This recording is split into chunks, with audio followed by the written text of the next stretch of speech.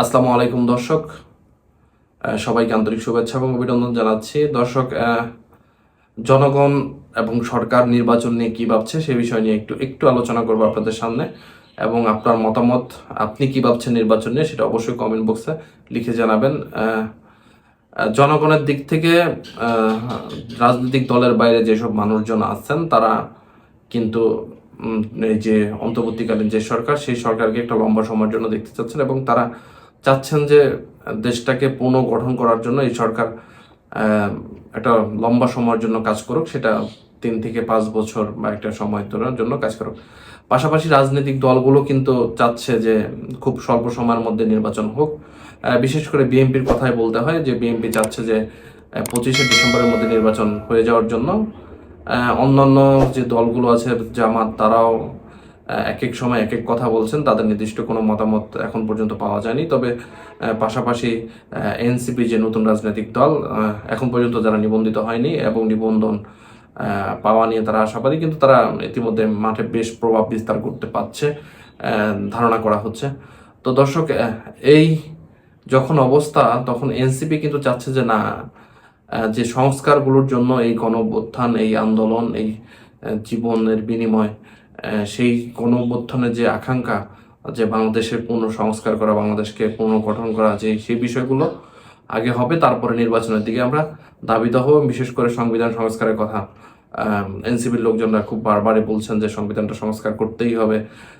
সেই প্রসেসগুলো কিন্তু চলমান আছে এবং তারা তাদের দাবিতে এখন পর্যন্ত অটুট। এবং পাশাপাশি যদি দেখি, সরকারের পক্ষ থেকে কিন্তু নানান আলোচনা কিন্তু এখন চলছে।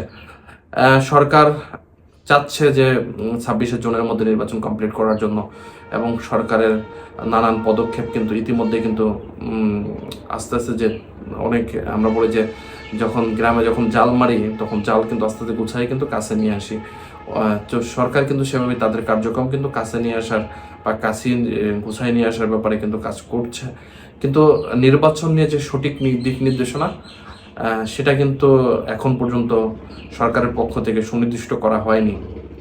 নির্দিষ্ট সুনির্দিষ্ট কোনো রুটম্যাপ এখন পর্যন্ত পাওয়া যায়নি। তবে একটা লামসামদার যে ধারণা, সেটা দেওয়া হচ্ছে যে 26শে জুনের মধ্যে নির্বাচন হয়ে যাবে। এবং যদি সব রাজনৈতিক দল যদি মনে করে যে না, এর আগে নির্বাচন হওয়া প্রয়োজন, তাহলে বর্তমান সরকার যারা আছেন তারা এর আগে নির্বাচন দিয়ে দিবেন।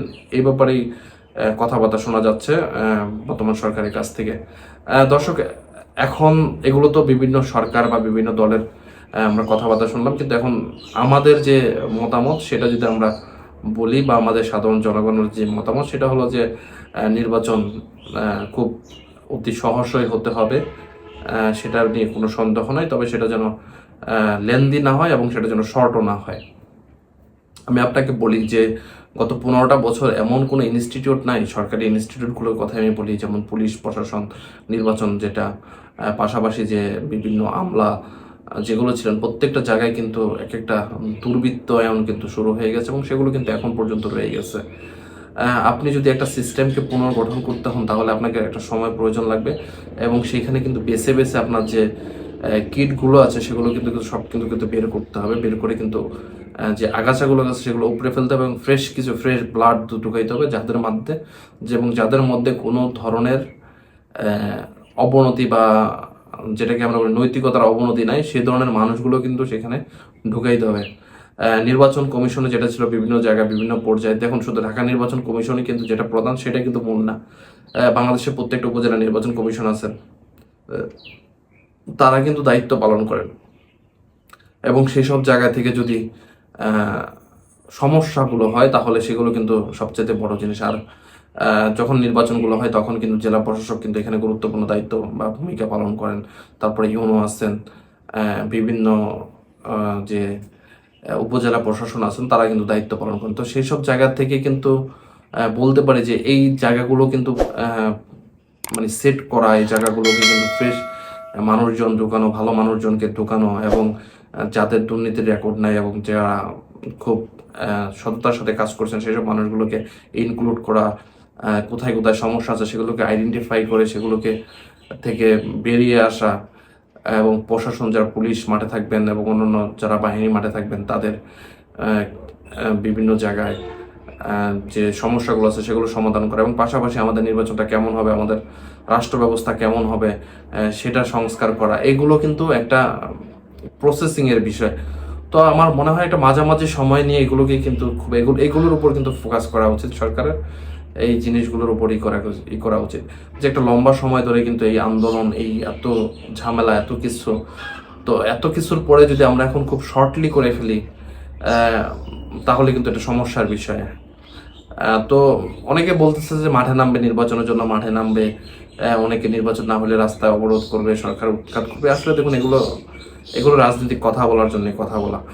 যেখানে দেখুন, আমি সহজভাবে বলি যে সরকারের সাথে কিন্তু আলোচনার জন্য কিন্তু একটা পথ ইতিমধ্যেই কিন্তু সরকার কিন্তু খুলে রেখেছে। সেটা হলো যে সরকার ঐক্যমত্য একটা কমিশন গঠন করেছে, সেটা আমরা সবাই জানি যে প্রতিনিয়ত সেখানে সভা হচ্ছে, সবার সাথে আলোচনা হচ্ছে, কথাবার্তা হচ্ছে।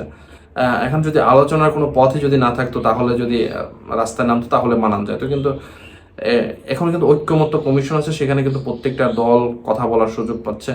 এখন যদি আপনি কথা না বলে, আলোচনা করে না করে, বিভিন্ন স্টেক হোল্ডারের সাথে আলোচনা না করে যদি আপনি রাস্তায় নামেন, তাহলে দেখা যাবে যে আপনি তাহলে আপনার মনের মধ্যে সমস্যা আছে, এটা ধারণা করাই যেতে পারে।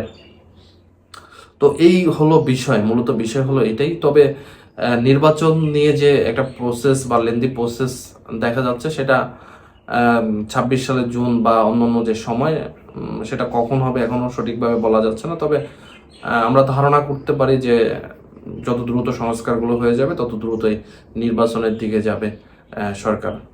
সবাইকে ধন্যবাদ।